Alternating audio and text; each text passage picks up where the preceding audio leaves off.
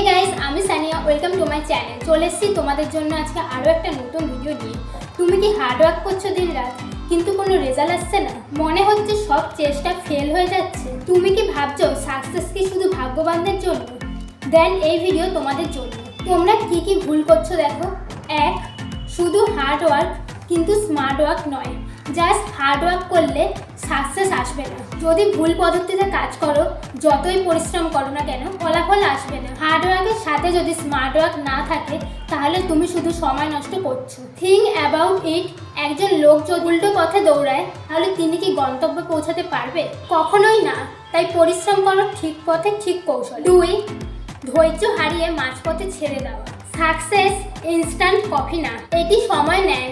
বেশিরভাগ মানুষ 90% পথ পার হয়ে হাল ছেড়ে দেয়, কিন্তু যারা সফল হয় তারা শেষ পর্যন্ত লড়াই চালিয়ে যায়। তুমি যদি আজ গিভ আপ করো তাহলে হয়তো সাকসেস তোমার থেকে মাত্র এক কদম দূরেই ছিল। তাই নেভার কুইট।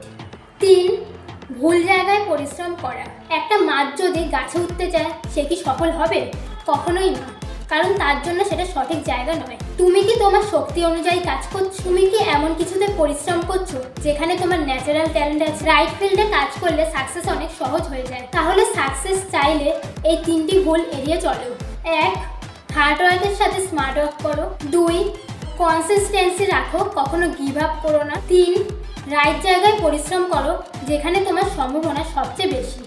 এই ভিডিওটা হেল্পফুল লাগলে লাইক করো, কমেন্ট করে তোমাদের মতামত জানাও, আর সাকসেস টিপস পেতে চ্যানেলটাকে সাবস্ক্রাইব করো।